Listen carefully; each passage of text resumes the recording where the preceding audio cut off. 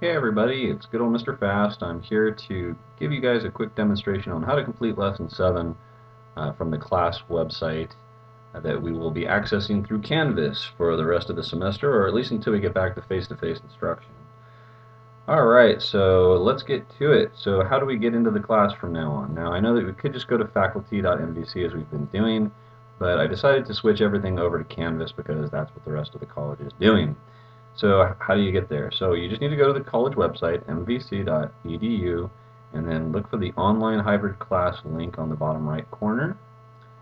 From there, you're going to go ahead and click log into Canvas, and I'm going to go straight into what is called the dashboard. You'll have to provide your username and password, which I believe is the same as your student email and password, but if not, there's links that'll show you how to correctly log into Canvas. Alright, from here you'll see a list of all the classes that you're enrolled in. You won't see the same thing here. This is all the classes I'm teaching. But you're going to want to look for this one here for Game Art, CIS 39. And from there, it's very similar to the way that the class website was set up before with all the lessons. Now, it's important to note that because of the lack of resources, namely Photoshop, that I'm probably going to have to find some workarounds to some of these lessons, and I may have to skip some of them. Or I may send you guys image files or post image files here or something like that. I don't know. This is all still a big work in progress, to be honest with you guys. In any case, this is going to be the Canvas website that you'll be using. Over here is a copy of the textbook that you can download, and you're just going to left click on this, and then it should pop open a little dialog box, and you can choose where you want to save the book. The book for the class is not here. The book for the class is the one where it says right here, Digital Sculpting with Mudbox. I thought I saved that to the desktop, but I guess not. In any case, make sure you save a copy of that because that is what we're going to be using for many of the lessons down here, in particular when we're learning how to sculpt a human face on the lessons here.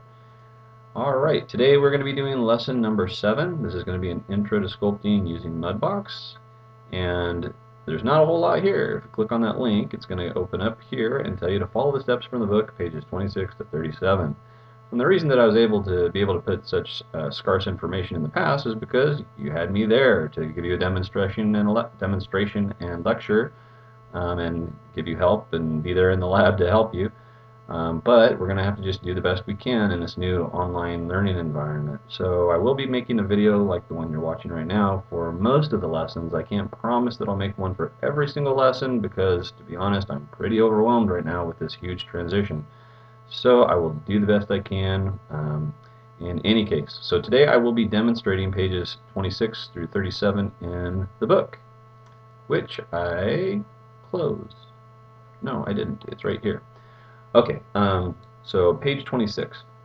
Now the first thing that I want to mention is that depending on what software you use to open up the textbook, it may not be the case that the page number here matches with the actual page number down here in the book. In this case it does. But so this number that I give you on the class websites may be off by a page or two depending on whether you open it using Chrome or Firefox. In any case, this is the number that you should pay attention to, the number that's actually printed in the textbook when I give you a range of pages to cover.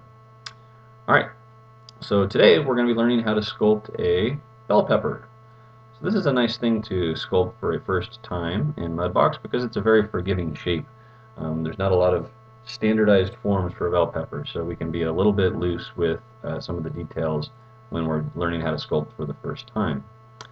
So you're going to have to open Mudbox to do this. To do that, you should have installed it somewhere on your computer. I have a shortcut to it here, but let's see. For you guys, it may be under Autodesk, Mudbox 2017 if you downloaded the student version. And I am using the student version for this as well. So what we have should match as long as you downloaded the 2017 version of Mudbox. Alright, when it opens, it will give you a list of templates that you can choose from. So today we are going to start with a template. You're going to use the sphere template down here. So go ahead and click on that. And then yours is going to probably look like this when yours opens up. And I will try to go through and tell you if there's any changes I made to my user interface as we go. Alright, going back to the book, we're just going to start making our way here through the pages on how to use Mudbox to sculpt the bell pepper. So here we go. Now, unfortunately, the way that the book is set up, it doesn't list things as a number by number, step by step set of directions. So I will try to go through and just highlight the important parts of what you should be focusing on in the book, but you should go through and read the whole thing at your own leisure. Alright, to start off, a lot of the controls in Mudbox are the same as the controls in Maya. So for example, all of the camera controls are exactly the same in Maya as they are in Mudbox. So Alt left mouse button to tumble, track and dolly are the same. Rolling the camera you should kind of avoid, it kind of screws the camera up. To focus on something you press F just like in Maya. To frame all you press A just like in Maya. So everything is the same. Now, when we sculpt in Mudbox, a big difference is that we don't sculpt on a vertex by vertex basis like we've done in previous tutorials. When you sculpt in Mudbox, think of it as you're working with a piece of clay, and you're going to be pushing and pulling on the surface in order to get it into the shape that you want. So we don't really work with components like we have in the past, like edges or faces or vertices. We work by pushing and pulling on the surface. Now today, I am going to use a mouse instead of a digital tablet because I don't know that most of you have got a digital tablet by now. And if you're not able to get a digital tablet, it's okay. You can still use the mouse to sculpt. It's just a little bit trickier to do. But for today, I'll be using a mouse, so you'll probably actually hear it clicking in the background as I go through and work on this. I will talk about some of these other shortcuts later on as we actually go through the sculpt. You've already done this one. We know that we can use Shift-D to subdivide, and we can use the page buttons, page up and page down, which should be located just above the backspace key on your keyboard to step up or down through the different levels of subdivisions. Alright, setting up the scene. So we've already done the step here to create a sphere. So you should all have something like this on your user interface. And they have you start off by scaling it. And you don't really need to do that. So I'm going to tell you guys, just skip this section. You don't need to worry about scaling it up or down. Starting with the original size of the sphere is just fine. Alright. Mudbox uses layers, just like Photoshop uses layers. So how does that work? I thought that I had paused recording for a second. Never mind. So anyways, Mudbox uses layers like Photoshop. And you can get access to those over here in this right side of the user interface. And you can create a new layer by clicking on this icon right here. Now the cool thing is when you go in and you do some sculpting on your surface, let's go ahead and make that bigger. Just like in Photoshop, you can turn that layer on or off, and you can delete it if you don't like it and just start over. So you should definitely take advantage of the fact that Mudbox allows you to sculpt in layers. Now, yours should have been created with a wireframe. If it didn't, you can use W on the keyboard to toggle wireframes on and off on your model. Alright, we're going to start by subdividing this mesh up so that it's a higher level of resolution, and you're going to divide it twice. So you're going to hit Shift-D twice, once and twice, and you should see that you're at 24,000 polygons by the time that you're done. Let's go ahead and make a new layer, and that should give us enough polygons to rough in the basic shape of the bell pepper. Now we'll see that as a general rule of thumb, you want to try to sculpt at the lowest subdivision that you can to get the overall form that you want. And you don't want to shift any higher than you need to unless you absolutely have to try to get something that's very detailed, like a wrinkle or a crease, something that requires a higher polygon subdivision level. So we're going to start as low as we can, which level 3 should be fine. As mentioned earlier, you can use page down to step down through the different levels, or subdivision layers, I should say. Alright. And it's interesting to note that once you sculpt onto a layer, it locks that layer in at that subdivision level. So just to demonstrate, if I go, oops, I got mirroring turned on. If I go in here and I sculpt on this, and then I subdivide it again by hitting Shift-D, notice that I get a little red sign here, a little no sign on that layer. That's because I have to be down. I'm going to hit page down. So now I'm back in level 3 in order to work on that layer once I start sculpting on it. So again, if I page up to 4, it locks it, and I would actually need to make a new layer to be my level 4 sculpting layer. So now I can sculpt here, or go page down, and now I can sculpt here in this layer. Okay? Alright, so I'm going to go ahead and delete that layer. In fact, I'm going to go ahead and start over with a new sphere. because later it will be a little bit different than the directions if I start here. Alright, sphere. Okay, so subdivided twice to level 3, new layer. This is going to be my basic shape layer. Alright, so let's go ahead and go back to the book and start following some of the steps here.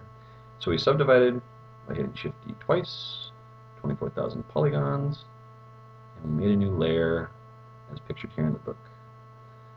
Alright, roughing in the shape. Okay, so to roughen the shape, we're going to start by using something called the grab tool. So think of the grab tool as just that, like you're taking a big hand, like a big virtual hand, and you're grabbing a hold of the model and pulling and pushing it in different directions. And when you use the grab tool, typically you want to start with a very large brush size and a very large strength when you do that. Now it says to use 50 for the brush size and 65 for the strength, but you'll see that I never use these exact numbers when I'm sculpting. It's really a process of trial and error when you're sculpting. You're going to have to just experiment by adjusting the brush size. I'm doing this by pressing B and then left mouse button dragging, or the strength by pressing M and then left mouse button dragging. So B to control the brush size, M to control the magnitude or the strength. You might notice over here that those numbers are changing. When I press M, it increases the strength. When I push B, it changes the brush size. Alright, now another thing that you may want to do is change the option here at the bottom under Advanced. So right off the bat, you guys are already advanced users. Now this option is per brush. So each one of these brushes down here has a different set of settings over here. So you'll need to turn this option, Orient the Surface, on for each brush if you want to use it. So what it does is you'll notice is that when I point and move around the mesh, that the circle doesn't change its orientation. It stays facing the camera. And that can make it kind of hard when you're sculpting near the top or the bottom or the edges to tell if you're really at the point that you want it to be at. So by turning Orient the Surface on, you can see that it rotates, and now it just makes it easier for me to see where I'm at on the model with respect to the brush position. Alright, so how are we going to sculpt this? Now I should mention that the pictures in this book are very good for most things, except for later when we do the tutorial for the eye, it's actually not very good. But for the most part, you can kind of just look at these pictures and it tells you what you're trying to do. So we're going to use the grab tool and we're going to flatten the top and the bottom by pushing down and pushing up from the bottom. So to do this, you're going to want to give yourself a very large brush size, as I mentioned. And then I'm not using the grab tool. Okay. And then I'm just going to push down and flatten out the top. I'm going to tumble around here. Just make sure I have a nice flat surface to start with. And then same thing for the bottom. We're just going to pull it down. And again, you're going to want to use a very large brush radius and a very large strength when you do that. Now the reason you want to use a large brush size is if you start to go small, let's make it look something like this, you'll start to get like little, it'll start to look very bumpy because you're only moving these little parts one at a time. So you don't want to do that. So you want to make sure you have a very large brush size so you get a nice flat surface. And it doesn't have to be perfectly flat, it just has to be roughly flat. There we go. And again, don't be afraid to undo. So remember, Control Z is undo. If you do something and it doesn't look good, just undo it, tweak the brush size and strength, and then try it again. And then just keep doing that over and over and over until you get the size and the shape that you want. Alright, next, we are going to create ridges around the edge of the bell pepper that are going to represent the ridges between the bumps. So to do that, we're going to use the bulge tool. And we're also going to need to invert the bulge tool. And you can do that by either pressing the Control key, or there's an option within the properties that will allow you to do it as well. We're also probably going to want to use something like steady stroke, and we'll see what that is right now. Okay, so I'm going to switch over to the bulge tool.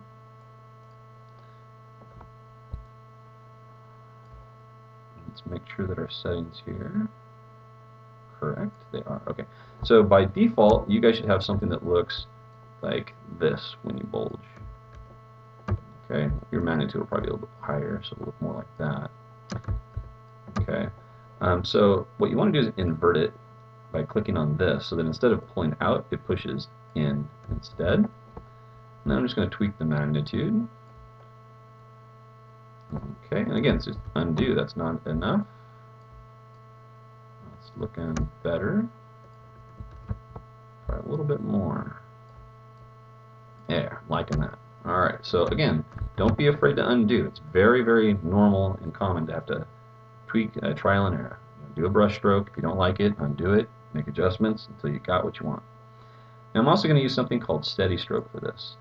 So what steady stroke does, as you can see, is it creates like a little radius where nothing happens. So if you want to have like very, very straight lines, you can use steady stroke, and it just makes it a little bit easier to get a nice straight line. Now also notice right now that the grid is actually kind of interfering with my ability to see the wireframe on the brush. So I often don't use the grid unless I have to.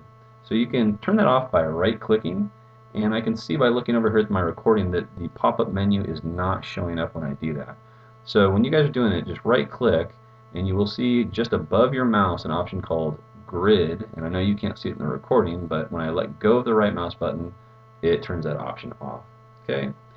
Alright, so let's try this again here, creating the grooves for my bell pepper, and I'm using the wireframe as a reference. So I'm just going to steady stroke that bulge, an inverted bulge right down the side, like so. Again, use those wireframes as a reference.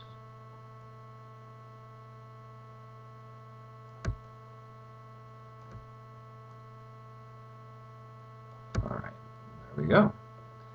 Easy. Now for the rest of the sculpt, I'm not going to need the wireframes because I'm just going to be approximating stuff. So I'm going to hit W to turn my wireframe off. Okay, next we are going to use the grab tool. We're going to push in the sides of the sphere, and we're going to also indent the top. So we're going to flatten out each one of these faces here between the grooves and push down from the middle. So I'm going to go over to my grab tool, make the brush large, and that might be too large. Yep, actually that looked pretty good. So we're just going to flatten out. Sometimes you get lucky. Flatten out each one of those sides.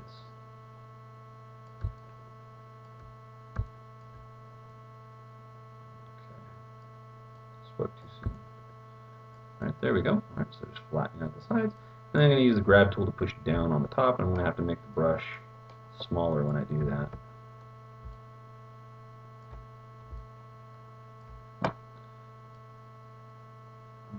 Okay. Like that. Let's make it a little smaller. Make it a little stronger. Get a nice pit in the middle. Okay, now it's starting to get a little bit bumpy. So what I'm going to do is I'm going to smooth this out a little bit, and you can do that using the smooth tool. But you should know that for every single one of these brushes, it's so common to smooth as you sculpt that the shift key on the keyboard is a shortcut, so that instead of having to switch back and forth between brushes, I can just press shift and then left mouse button drag and smooth it out.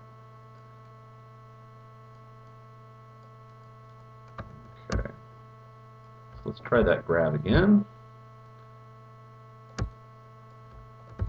Smooth that part out.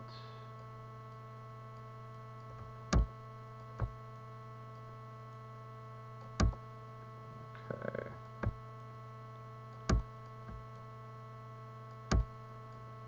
Alright. Happy looking bell pepper. Okay, let's switch back over to here. Okay, next we are going to go around the top, and we're going to create these bumps that you see here using the bulge tool. Now we're also going to sculpt along the middle as we create these bulges using an inverted bulge. And we're going to need to turn steady stroke off for this. So let's do it. Bulge, where'd you go, bulge? There it is. Okay, let's not invert it. Let's not steady stroke it. And let's see here. That's probably going to be too big. Oh, I'm actually getting lucky today. Mudbox knows I've been having a rough week. It's like, alright, I'll give you some slack here, Mr. Fast. Okay. might want to note the size and strength. Well, for you it may be different. It's different for everybody depending on your size, but it looks like those are good values for. And also notice you can probably hear my mouse clicking. So I'm tapping the mouse button slowly, gradually, building these up. I'm not doing one single stroke when I do it. Alright, looking kind of bell peppery to me. Alright, so I'm going to go ahead and invert this and create the grooves down the middle, and I'm going to have to make the brush smaller for that.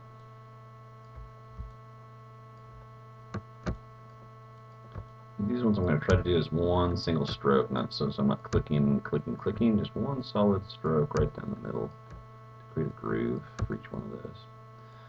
Alright, we're getting there. Okay, next I'm going to go ahead and use the pinch tool to tighten up the lines between all these different segments.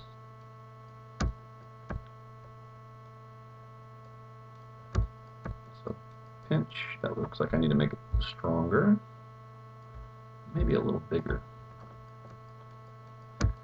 And I'm doing repeated strokes on this, so you can see I'm clicking, dragging, clicking, dragging, clicking, dragging to try to get these lines to tighten up that line. Turn my phone off. Verizon wants to interrupt your guys' lesson.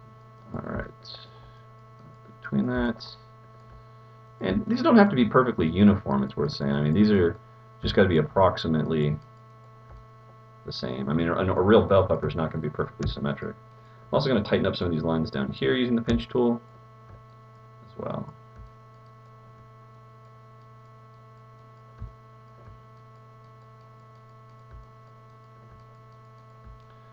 Okay, we're getting there. Alright, let's see. Next. Okay. Next we're going to work on the bottom of the bell pepper. So we're going to flip it around here. We're going to grab and push in, and then bulge to get that part to come out, and then pinch here between the middle. So let's flip this bad boy over. Okay, so grab. Let's make that magnitude a lot stronger. What time is it? Alright, right down there like that.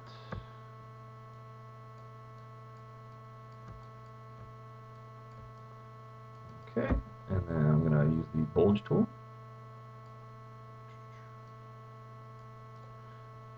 to go right through the middle.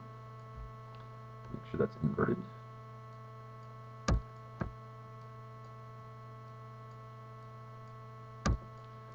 Okay, and then we're going to just grab, and then we're going to bulge, not inverted, on these ends. I may have pushed too much in here, so I'm going to really have to pinch the heck out of that to get it to close in, but we'll see what happens.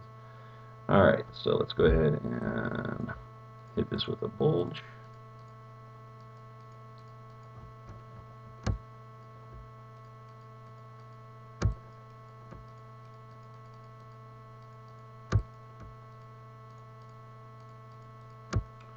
And I'm going to just grab and pull those in before I use the pinch tool.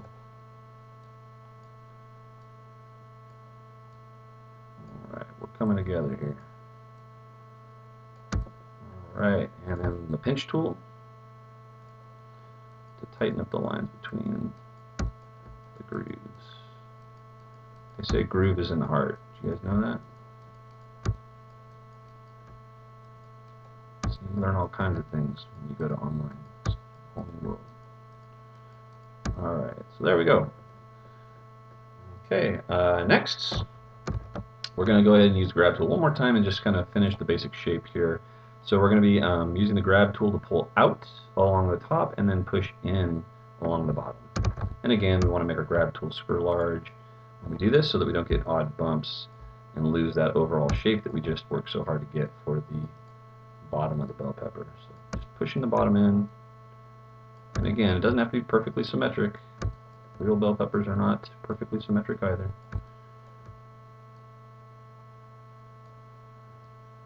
This is where you get to customize your bell pepper a little bit. Listen to your heart when you're done it. What does your heart tell you that this bell pepper should look like? This is what my heart tells me this bell pepper should look like. I'm listening to my heart. Kind of looks like a heart. It's kind of creepy. Alright, so let's see. Next, we are going to move on to more detailed parts. So once we get into more detailed parts, we have to give ourselves, like I said way early on at the start, we have to give ourselves more polygons to work with. So we are going to have to subdivide this a couple more times in order to make the stem that we see here. All right. And we're going to use a trick that you're going to see a lot during the semester where we freeze something and then invert it to pull something out or extrude something out to get a shape that we want that's more detailed. Alright. So, I'm going to go ahead and hit Shift D twice. 1, 2, up to 393,000 polygons and give myself a new layer for the stem. Next, I'm going to go over to the Freeze tool. Bring that brush size down. No, don't do that. I'm going to bring that brush size down to the size of the stem. Just paint that in. So that's going to be where my stem is. Then I'm going to press Shift I to invert the selection. Go back to my friend the grab tool. Make that very, very large.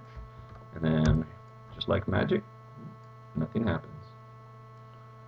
You cannot sculpt because I'm not on the right layer. I'm going to go ahead and just like that was not magic. This is magic. Here we go. Whoop. There we go. We get a stem. If you make that noise when you do it, it helps too. Good. Okay, so there we go. There's our stem. All right, next I'm going to go ahead and hit Shift U to unfreeze. And then we're going to just tidy this thing up a little bit here. I'm going to use a little bit of smoothing. And this is the part where whenever you start to work with high detail levels, the smooth tool becomes your enemy. Because very quickly what will happen is you can erase all the detail that you just created. So if I go in here and smooth and just do it with a couple clicks, not dragging over and over and over, I just get rid of some of those rough parts around it. But notice how it's starting to smooth out too much here and start to not look like a stem, so you may need to go back in and pinch over the top of that to get some of that detail back. Same thing around the bottom. Just pinching my poor little bell pepper. Well, St. Patrick's Day was just like a couple of weeks ago, right? So pinching is bad. Don't pinch, you guys. All right, so we'll pinch your bell pepper. That's okay. All right, so next we're going to go ahead and fill in here around the base using the fill tool. All right. I love the fill tool. Fill tool is awesome. So we're going to go ahead and use this to make it flat for what will be what is called the floret of the bell pepper. Might be too big. So I'm just going to fill that in and make it nice and flat. And try to do this here. Notice I'm not clicking anymore. Try to do this as one steady stroke. And just slowly, gradually build up that. Okay. I'm liking this bell pepper, you guys. I'm really liking it. It's like a once. Oh, and right now what I'm doing is I'm smoothing. I'm just in the habit of smooth. So I'm pressing Shift and I'm just kind of clicking around here. And again, just don't smooth it too much. Don't make it too round. I'm just trying to get rid of that weird little lip that's over the top of it. All right, cool. We are almost done. Okay, next.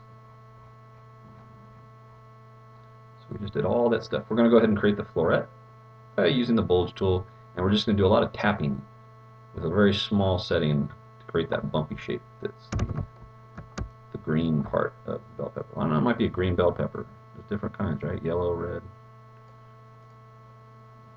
We have a mud shaped one, colored one. All right, let's bring that down. There we go. I don't know if I like that or not. I don't like that.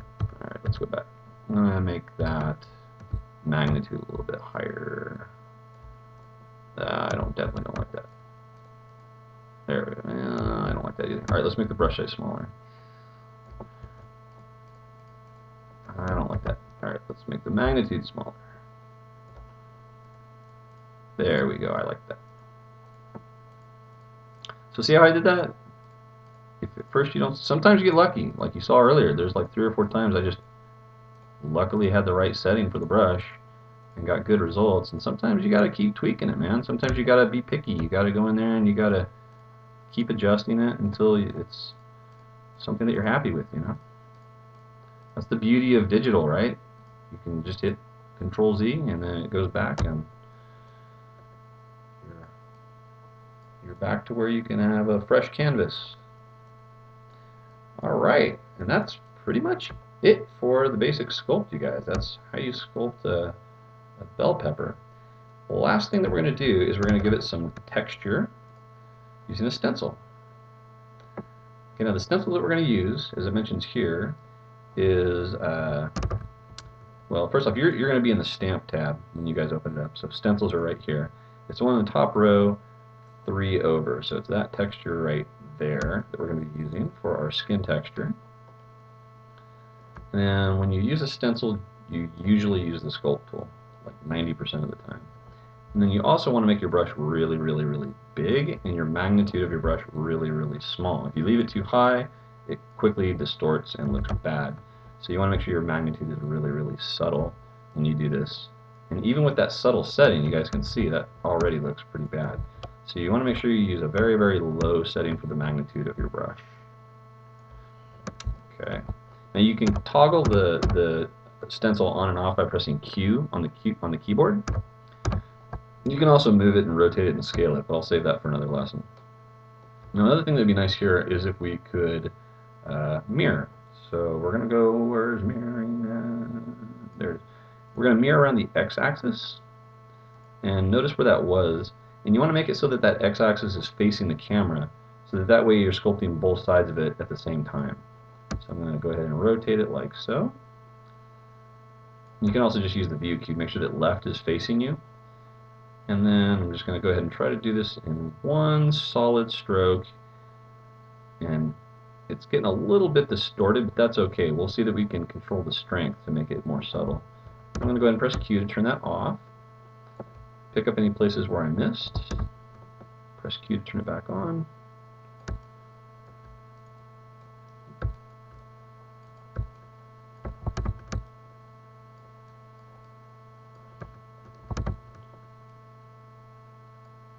And I just realized I screwed up. I put this in the stem layer.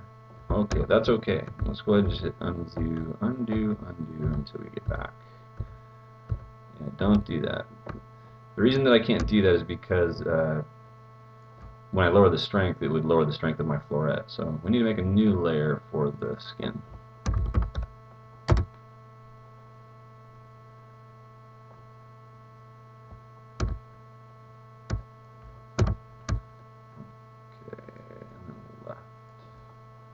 Okay, let's try that again. I'm going to make the strength even slower, or lower too. Okay, that's better. I like that better.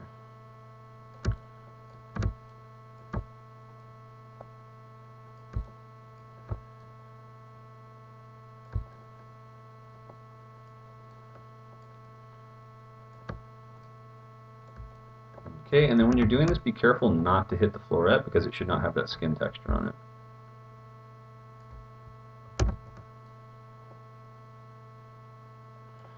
Alright, and then last but not least, this looks like a rotten bell pepper. We're going to go over here to our strength. This is where the magic happens. You're going to click and then drag this down, and then just stop when it's the appropriate texture.